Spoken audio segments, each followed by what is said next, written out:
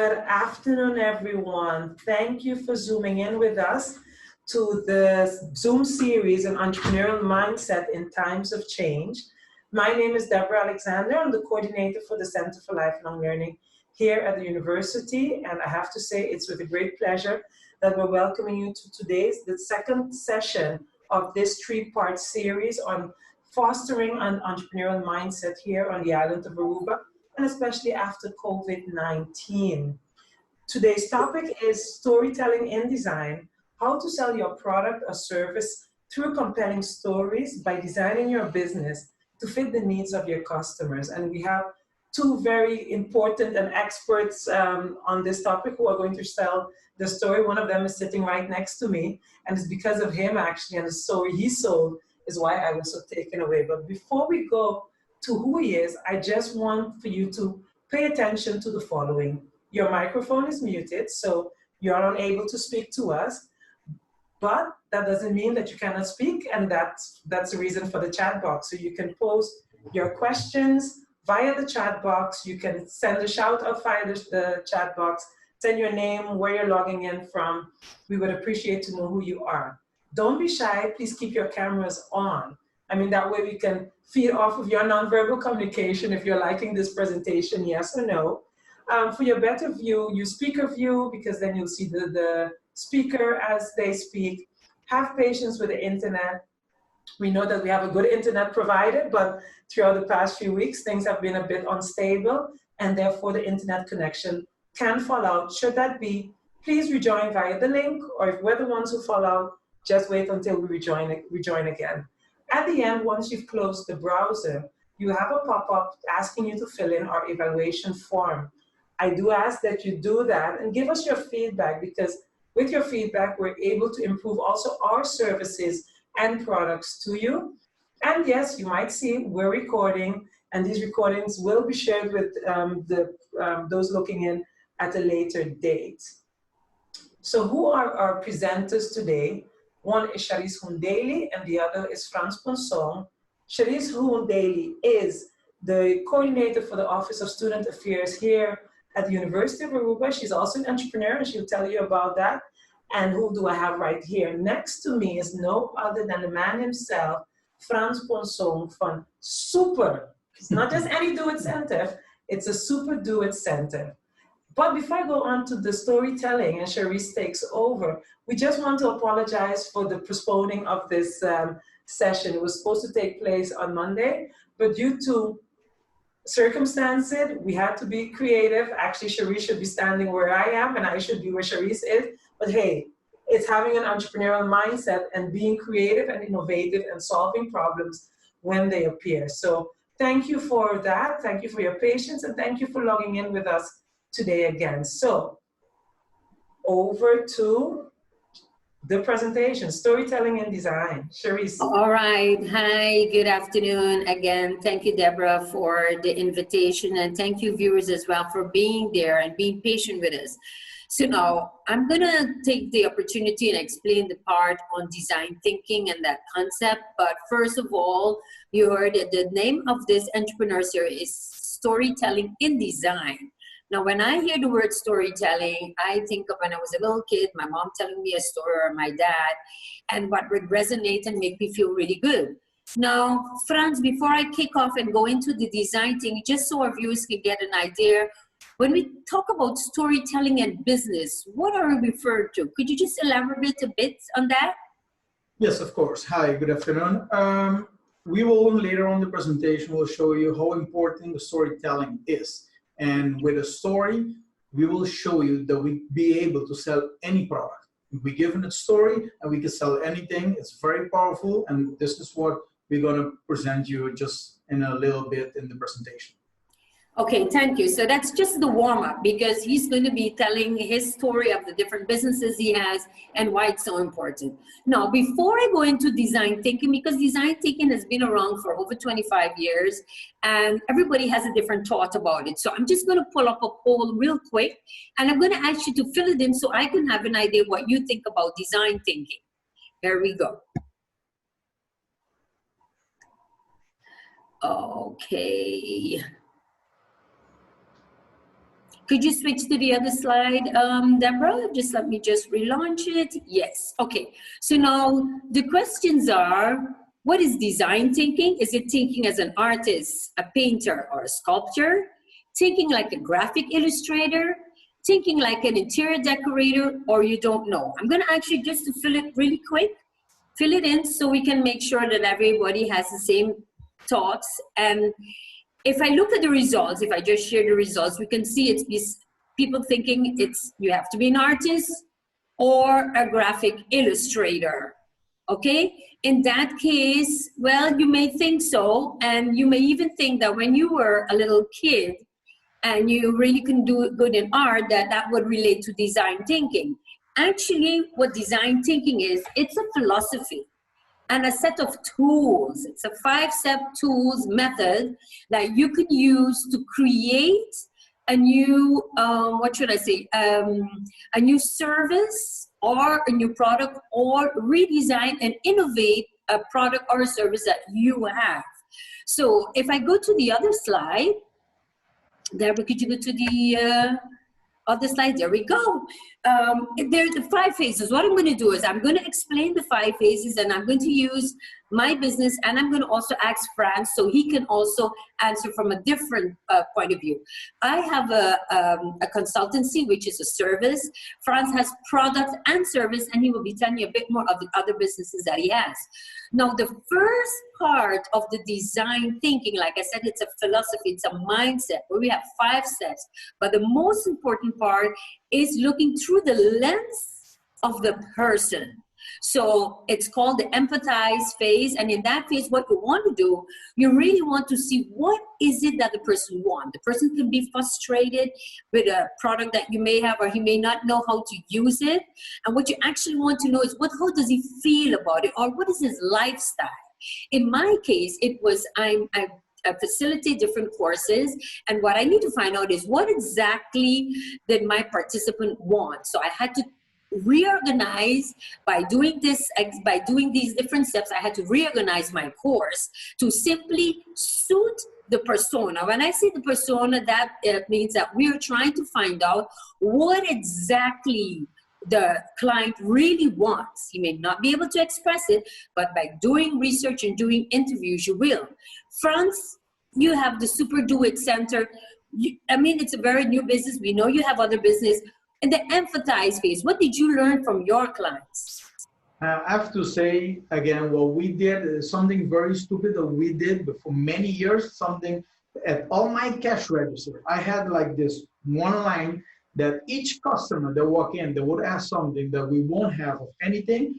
All my cashiers will write that and hit enter. And at the end of the day, I will see all the information that got from the customer. And we did that for years. So listen to the customers, and maybe in 3 months, a lot of customers did ask something, and I will come back in 3 months with a product which they asked, and then the customer is feeling that they are being listened to, and they get excited. Those customers, they will never leave you because they really feel that they're being listened to. So now, as you can hear now, Frans had, even before we went to the whole computer phase and having that you can digitize everything, he actually wrote it down. So it may look or seem to you that it's a lot of work, but it is not, because if you really want to look at it, and that's what makes design thinking so powerful, you really want to look at it through the eyes of your clients. You need to know who they are. You need to know what they want, what their needs are, what lifestyle they have. And then once you have all this information, you can go over to the define phase. And then you kind of see, okay, what area do I want to specialize?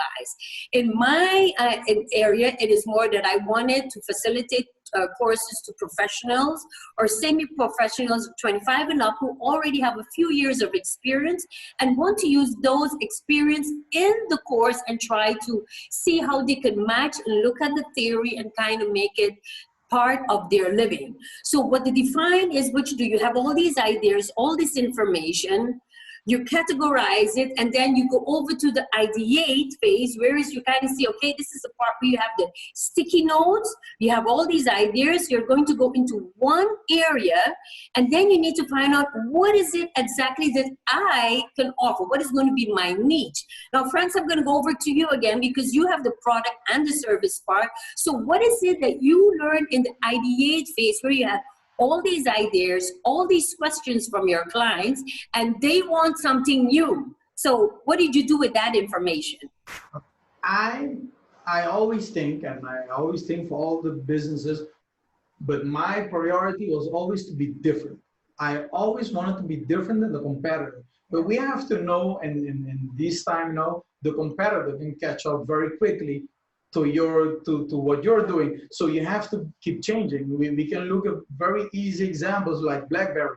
BlackBerry was the only one that could send messages all over the world. He didn't keep making the changes. The competitor catched up to him, and now he doesn't exist. So always be different, keep changing. Thank you. And even if I can use Deborah Alexander, the coordinator, Center for Lifelong Learning, with this whole COVID-19, she also had to change her approach. And I know, Deborah, you got a lot of ideas as well. And, we're tying you right into this conversation. So what was your experience? Change is quite difficult, especially when it comes forced, because then it puts you to really rethink. But as Charisse said, just the fact that I'm standing here, Charisse is at home, actually our positions have been switched. It was even, this last 3-4 days, we had to be creative. So I had to redefine the way how I would bring my services to you, because it's no longer face-to-face, but you look at new experiences, and it's one hell of a learning curve, I can tell you that much. Yes, and the thing is, you mustn't be afraid. Again, going back to the design thinking, it's not a set recipe. What it is that you look at the different phases, and depending where you are as an entrepreneur, you will then redo the phase. Because in the ideate phase, like Frans said, once you have all this information, you kind of see, okay, what is it? What can I use, and what can I be different? Being different, that makes you an entrepreneur. Because if you're going to do the same thing what everybody's saying, you're not going to get the same results. You're going to get different results. There we can roll into the prototyping, and this makes the design thinking very interesting. You actually have to kind of build and go through a series of exercises to see if what you learned in the empathize phase, if that is really working, if that really meets the needs of your clients. Now, I'm just going to try it simple, because this is what I did by one of my courses before. I don't know, Frans or Deborah, do you have a wallet or anything that you have your money? Do you have anything with you? No?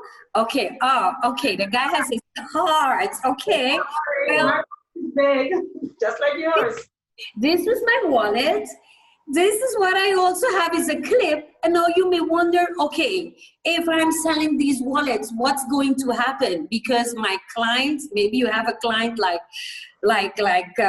Frans, but I'm afraid he's going to sell me something. So I'm afraid of the story. We'll wait for that. But you may want to see that the product that you have right now may not fit the needs of your customers. So you need to innovate.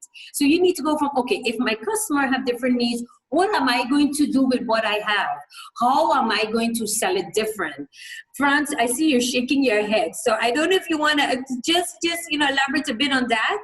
Yes, but of course, it's my take of it also. That's why there's so many competitors and businesses all over, because I would say, why do we need a wallet in 2020 where everything is digital? I prefer putting my fingerprint behind my phone and pay with that. So I will go for a digital wallet and maybe develop that and then something new for the item. I'm just saying, but so there's many ways to approach something like that. I think that's a product. Deborah? I said that's a product he's already selling.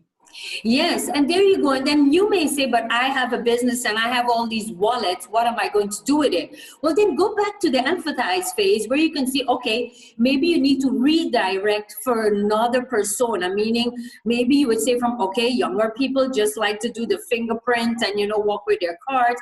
But maybe we have a generation that still wants to use a wallet. And how can I market that generation into buying the products I have and then moving forward to the new product? it. So the design thinking phases, you can go back and forth, and it's not limited to a certain time. You can take as long as you want, as long as you have the intention from, okay, this is what I have, this is what I want to move forward with, now we're going to do that. Which brings us to the end of the testing phase. And too often, when we have a new product or service, we like to start up and we want to be successful. But what you need to do as an entrepreneur is test, test, and test. And when you test early on, you may fail. And then what failure is just a part of your success, because then you know where you need to make the changes for your product. And I'm going to go over to Frans and say, Frans, now you moved over. We're going to be hearing the story on the two different entities that you had. But how did you test to go over to your Super Do It Center? Well, again, there's many ways of doing that, but you have to believe in what you are going to sell. You have to, what we came up, what you said, we are make a plan. We come up with all these ideas, and I had my idea and I had to stick with it. And my idea was to make the store much bigger than the electrical store that our parents had, and move it to a much bigger store selling a lot of products. And there I came in and did a lot of changes. So you see, when people see that, they say from, oh, you're so lucky. No, he did his research. He did the different phases, and it was differently then. But then you see the information of your clients is of vital importance, because as generation change, I remember when we were having this conversation, Frans, you said people value things differently before than now. Would you just like kind of accentuate that a bit? On the value you had before from customers to now, customers and nowadays? Yes, it's completely different than the time of my parents doing business, that people were loyal. Well, people are not loyal anymore. People used to be loyal. They will go to the friend because they were loyal to that friend. Today, we are loyal to the cash. If we can get 100 guilders cheaper, whatever I can, you won't go buy to your friend just because it's your friend. So people are not loyal. The internet is there. The information is there. They can come to do it and scan a product of mine and go and see it on Amazon and all over the world what the price is. So today it's a completely different market than what it used to be. Loyal to a friend, forget about that. We are in a completely new world at this moment. Deborah, I see you're shaking your head like, yes, I definitely going to go my product. What is your experience as, you know, you're the buyer, you're a client, you're going into another store and looking for a product? You know, as he said, I go, and if I think, hey, this is quite a lot of money, I actually want to compare his price with what it would have been in the US. I mean, I really base it on the margin. If I see like, hey, I can buy it online, 10 guilders, and when, you know, with invoerrecht and everything, it comes up to 20 and you're selling it for 50, you lose your credibility there with me completely already. So as the consumer, indeed, and one of the things, not doing free advertising, but I remember we saw a barbecue grill and we went to the store, we saw the Do It Center in the US, and we saw it here, and you guys ordered it for us, even though it was not part of your stock. So you really do pay attention to your clients' needs. Yes, have to. Thank you, Deborah, for sharing that. So even if, because people would think that design thinking, that framework, that philosophy, you can only apply to business if it's product or services, but that's not so. You could even apply it if you have any teamwork and you need to get the results. And the way you go through the different process will determine where you are. But it is always important to make sure you empathize, make sure you define, because you can't work on all products at the same time, and make sure that you know what is it exactly you want to focus on. Once you've done that, you make your prototype, you do your exercise, and you test. Like you said, what Frans says, you can't focus on everything, but you need to know exactly what is it you're going to focus to. Who is your customer? Take time to get to know your customer, okay? So now, I just wanted to do this really quick, and the intention is that over the summer, well, nobody's going on vacation, so we're already going to invite you to our summer school. The idea is that we will work this through with also different information that will help you as an entrepreneur, no matter where you are in your process, to even how should I say, to even grow your business. And just by having the conversations, if I may, I have learned also a lot. So don't think that you're never too old to learn, because you will learn as you grow. And as you grow, your business will grow with you. Can I have the next slide there, Deborah? Yes. Yeah. Okay, here we go. All right, just really quick. What I wanted to give this example is from Sam Faber. You may know the oxygen utensil. I just wanted to use this as an example. If you look all the way to the right, you will notice that's a potato peeler. Okay, for those of you who are not in the kitchen, it's a potato peeler. But if you go to the left, you will notice that it's completely different. Now, Mr. Sam Faber, what he did, actually his wife had arthritis and he wanted to make a potato peeler that will suit and she would be able to use it and she would not have to wait until someone comes. So he focused on one group. Sometimes we have the intention, we have to focus on full Aruba or the world to build our product. What you need to focus on is who do you want to sell the product to? And if you're going to sell them, what do they want? What is their lifestyle? What makes them who they are? And once you understand that, you can actually go and build that product. But Frans, I know you said once you make the changes, the product also has a different value. Yes, and we'll definitely talk more about that, but that's it's what we just spoke about. Who are your customers? You can make a product that's for the whole world or entire for a group, and once you shift your product to it's not something that's for the whole world, then you shift the pricing, then you target, that's completely different, but we will talk later about that. Okay, so now there's a lots of things that we want to make sure you get in right. So this was just really quick, a quick overview of using design thinking, but we all know that Frans is the expert on storytelling. So I am going to really, I'm going to challenge him and see if I can get to the next slide to see if I can tax him from how would you sell this product, which is an Aruban authenticated product. Over to you now, Frans. Now, All right. sell this. So again, I believe in two things. We sell, people buy stories and people buy with emotion. So there's two different ways we buy things. And the story for definitely is one very powerful, and not what can we use better as this product, which everybody saw their whole childhood, everybody, and nobody even thought about really selling it. So I'm gonna just come up with an idea that I just come up with, and to show everybody that we can sell anything we really want to. So let's change the slide. And because of this cactus, now suddenly we can make it, it's not a cactus, this is not a cactus, which costs $2. This is a miracle cactus. And this miracle cactus, we will put a slide and we can say it's rejuvenate, and we can put whatever story we want on this slide to sell this product to anyone we want. So this is more focused to a lady, and then maybe we can make another slide, which all these slides could be made in 5 minutes. And this has antioxidants, strengthens your immune system, loaded with fiber, may help your chronic disease.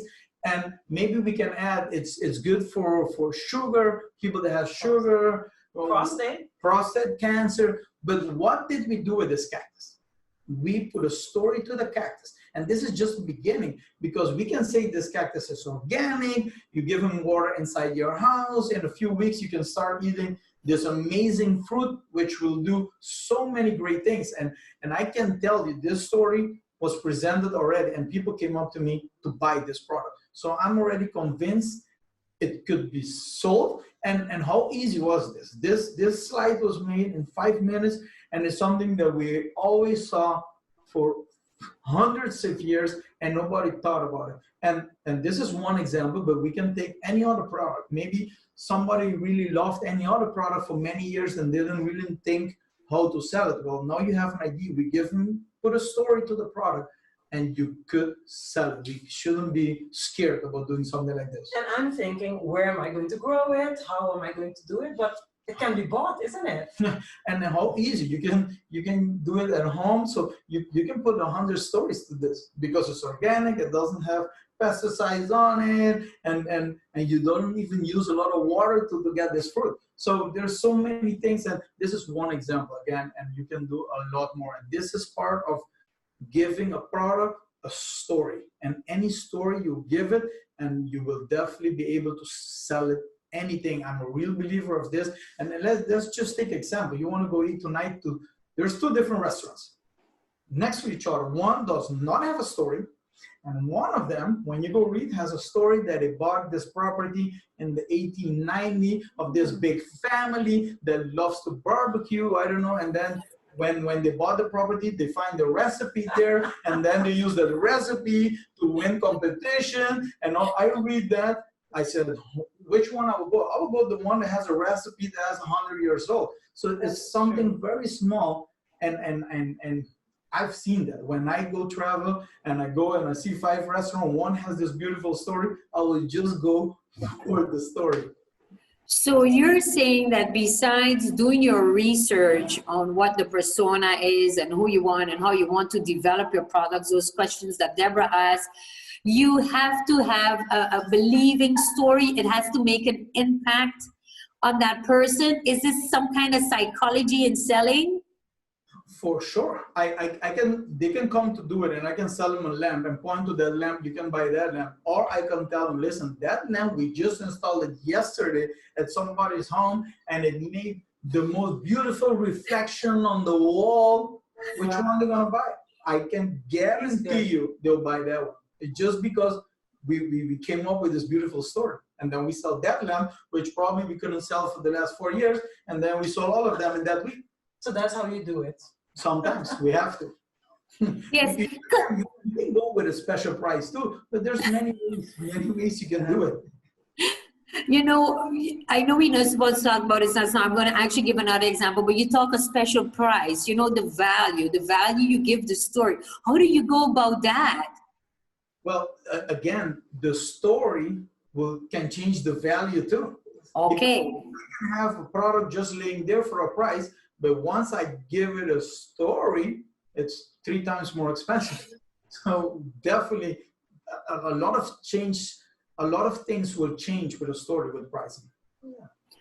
Okay, well, what's the story on this here? What happened with this? Because the psychology, how does it work if you're the seller or the buyer? Let me hear this. Yeah, so in my belief, you buy stories, or we buy with emotion. In this case, this is a story about me personally. Many years wanted to buy this watch. It was a small watch on top.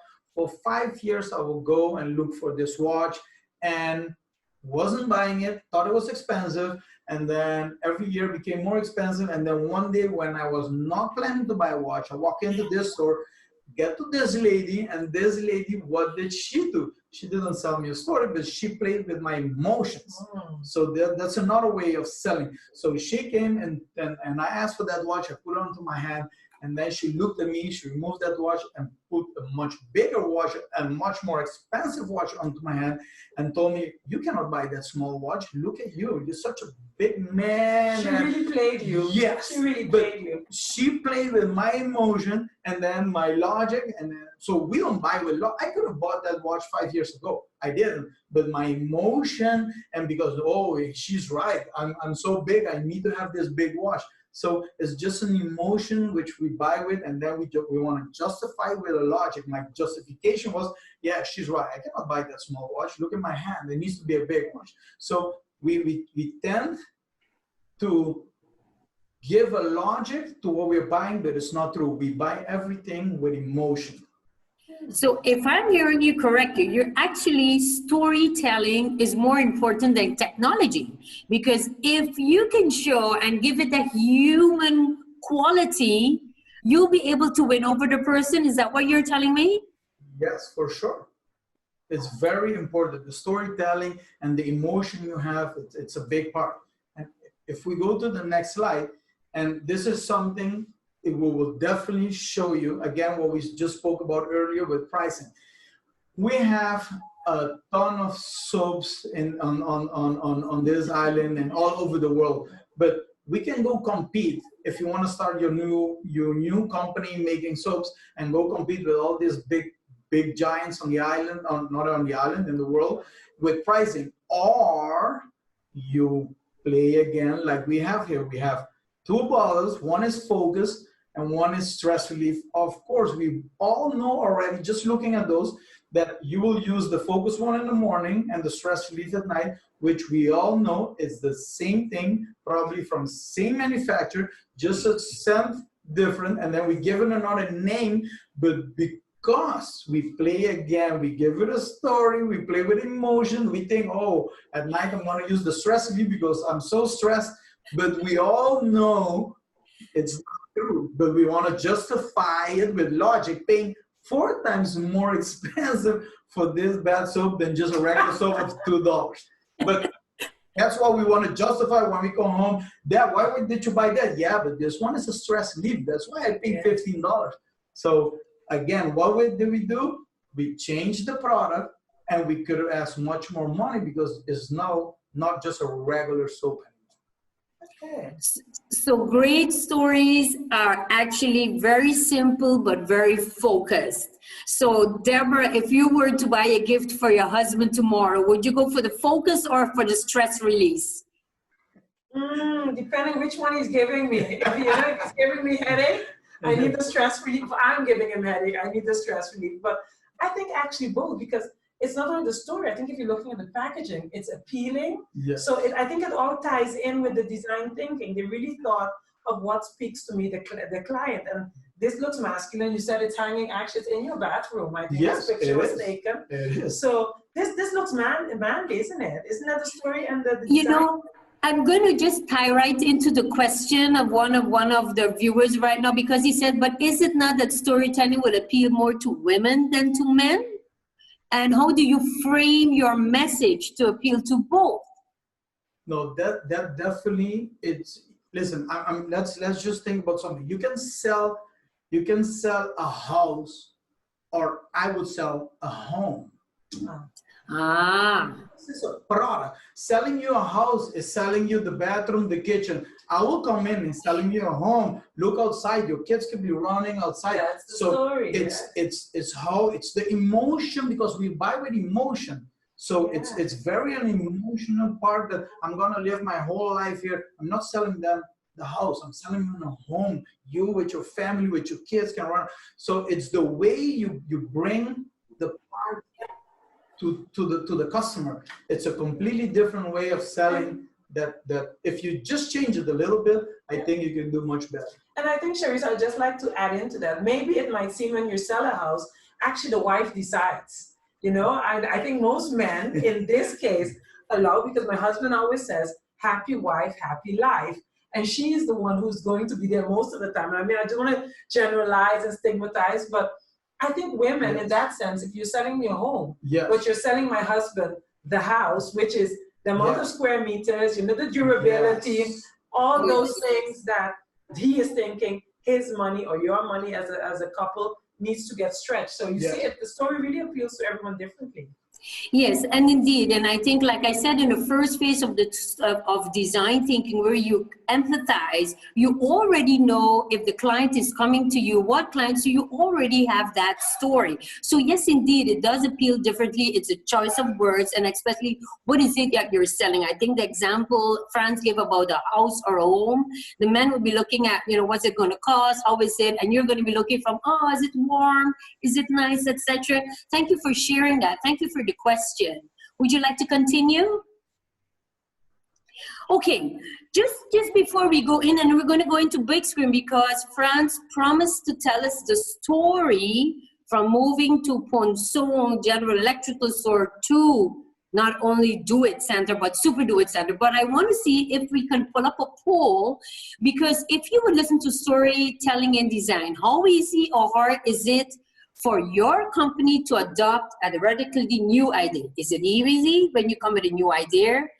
Is it easy, but do we have challenges? Is it difficult but doable, or is it very difficult and near impossible?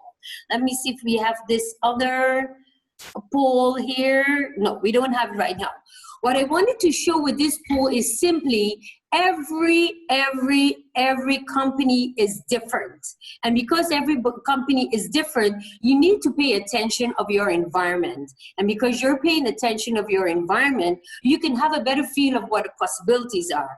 And in design thinking and in storytelling, you have to do the prototype, you have to retest and retest. So you have to be able to make mistakes. You have to be able to fail often. And Frans, I'm looking at you, I'm looking at Deborah. You know, sometimes when we say we fail often, to me, it doesn't feel like a failure. It looks like a learning environment where you can improve? What's your experience on that? Yes, it's just part of the success. I think there is no success story without any failure. That's not going to happen. So people don't need to be scared about failing. Sometimes that's just the part for the success. You need to learn, get over, find out what you did wrong, and keep on going. If you just fail one time and you give up, there's no success story that just went in one day. It's not going to happen. So tell us the success story then from your family business to your own. And I have to add, Frans does not only have Super Do It Center, which there's also a very interesting story behind that, but he has smart systems. So he really understands the difference of having two different types of business and serving your clients differently. But Do It Center, tell us, I mean, how did you start off? Do It Center, of course, used to be Ponson's electrical general store. My dad used to sell, we were used to be a specialty store in electrical. That's what we used to be. Of course, I came in and I didn't want it to be only in one part. And what we just spoke about a few minutes ago, that people were loyal, Ponson, electrical general, so there was a big fight. And I wanted to start becoming bigger because it was electrical general. So the first year, I think I removed the electrical out, I put general store. So that was the beginning, because if you put electrical, nobody will come and buy anything for gardening. So that was the first one I took out. I left general store, and then we went to the gardening and hardware, and little by little, I wanted to become this one-stop shop. But I cannot do it overnight. So we need to start little by little and become bigger, get more experience, fail here and there, and then come back and then change products. And then went overseas, got this name from Do It, and then I wanted to go with Do It, and then, of course, big fight in the family, because they say, no, we need to keep the name. It's a known name. People are loyal. And then I said, well, people are not loyal. People want to get the correct prices, and Do It will give us a very big power to get into a lot of manufacture, just because we will fall under Do It, even though it has nothing to do with the company, because we own it. So I said, well, I'm going to change it to Do It Center, the one in Chava. And then still my brothers, the family, kept general store at the other store. And I proved them very quickly. In the first month, I would outsell the other stores. And even though I had a different name and wasn't general store. So they're right there, and then they'll know the name, thinking that they were loyal to the name, had nothing to do, because I outsell them in the first month. And of course, little by little, bigger, until I really wanted to get into groceries. And Do It Center in the whole world has not even one company with groceries. And then when I wanted to get into groceries, I asked Do It Center to change the name to Do It Super Center. And they told me I'm not allowed. And then I wrote them. I remember that week very good. Told them, well, if you're not going to allow me to that, I'll remove Do It Center's name. I'm going to put my own name, because I'm a firm believer that I can get it. I will give a nice story why I did it, and we'll go back. And then Do It Center came in the same week, came back with their lawyers and told me they registered Super Do It Center just for me to have it, but they registered that they can have it all over the world. But until today, Super Do It Center in Aruba is the first Super Do It Center in the whole world that has groceries inside a hardware store. So I think adding to that is the story you tell yourself as well about where you can reach. So it's storytelling and entrepreneurial mindset, I think, is what is your story as an entrepreneur? That's how I'm looking at it, Charisse. I don't know how you look at it, but no, it's absolutely sure. And sometimes we think we come from a small island and that we have to prove to the world, and we think that we don't have our own value. You know, we're talking about value, we're going to come back on. And if I look at my own company, I was actually facilitating courses 10 years. And I was like, who's going to, take a course from me? And my husband says, if everybody's working 10 years with you, and I work with like 4 or 5 different companies, he said, why wouldn't you want to start it? And then there again goes that self-doubt because when I went to register at the Chamber of Commerce, there were already 67 companies. So I was like, And then when you just take that as an entrepreneur, you take that step and you move on and you make sure, underemphasize that you make sure you find out who your customers are and what your niche is, like what Frans said, what makes him so special, what makes Super Do It Center so special. And then once you find that, you just have to have the guts and move on. And believe me, I did have my failures, but now I know when people attend my course, they know exactly who wants to attend, they know exactly what they're going to get. So it's just having that belief, that firm belief that no matter where you come from, once you have a value instilled, and I think you explained that, Frans, on the product, when I use potato peeler, it gives it different value. And once it gives a different value, it gives different expectation and, of course, a different price. So, yes, I can resonate with what you were saying there, Frans, and the idea only that you from Aruba do that, Deborah, I think we can just accentuate that a bit more, that not because we're coming from a small island, but look what Frans did on the island. But I'm curious to know your other company, you're dealing with product and service, because people seem to say from it, you can do that with a product, but could you do that with a service? Because the Super Do It Center was the Ponson General Electric store was a family business.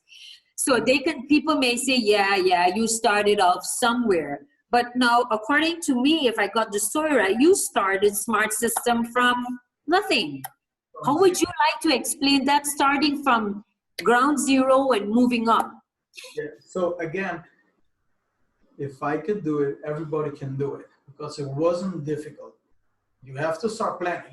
If you want to start anything today and you don't have any plans, well, you start putting the sticky notes there, what we spoke about. So you can work with this 50 companies ID, and then you're going to pick one. You're going to pick one.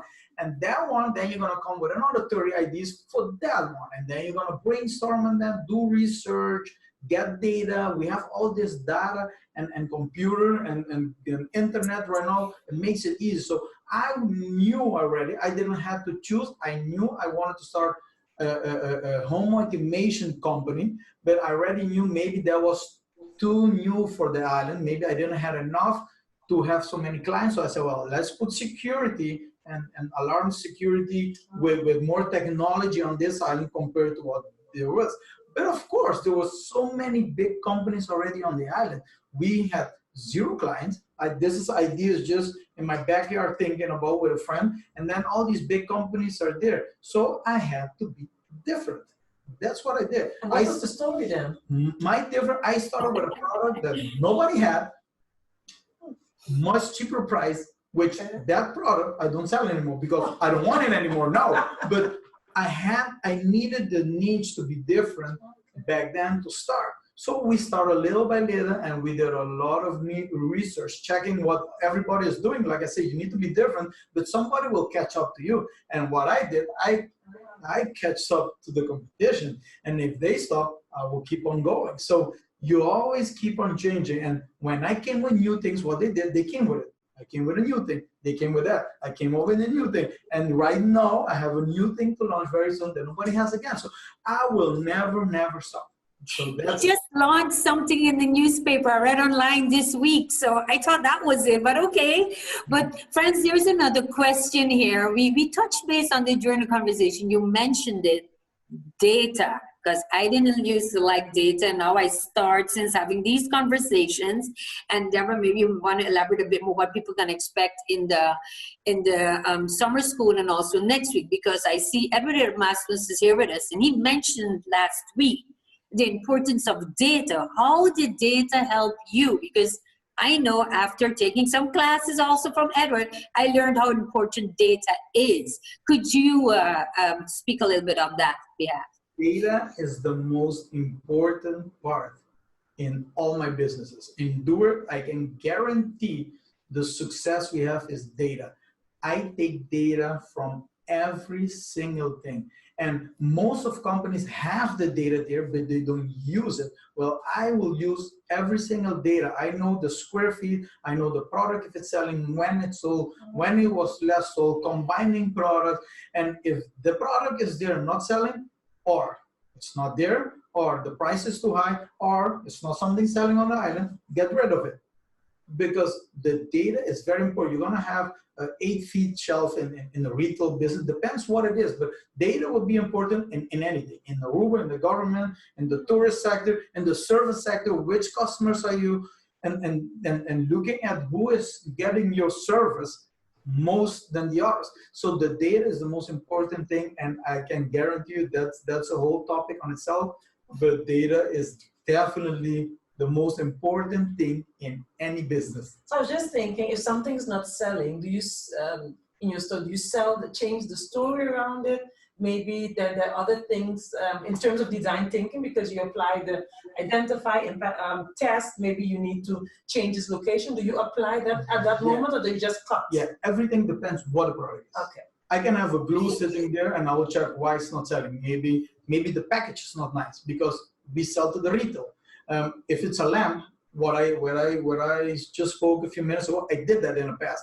I went to my sales guy, I told him, we have 200 of these lamps. I will give you so much money if you can sell it. And he sold them all in a week, which we haven't sold for. And then I went to him and said, but what did you do? And then he came with this story that he came up with, and I was like, oh, so the story, but it depends what it is. Of course, I cannot do it with a glue sitting there, but it depends what it is. Sometimes it's just too expensive. Maybe we're buying from the incorrect supplier. So that data is important. We need to know, we need to find out what the problem is with the product, and then we need to search. Can we sell it? We go special, we drop the product, we don't sell it anymore, or it's a good seller. Maybe it is, but we are buying it from an incorrect supplier. We are paying twice the price, and that all. So there's many issues. And then you try, and maybe you try another supplier, so you test again, and it's failed, and you keep on testing. Because I will get the information, my data is telling me it needs to be selling, but in my case it's not selling. So then I need to fix the problem.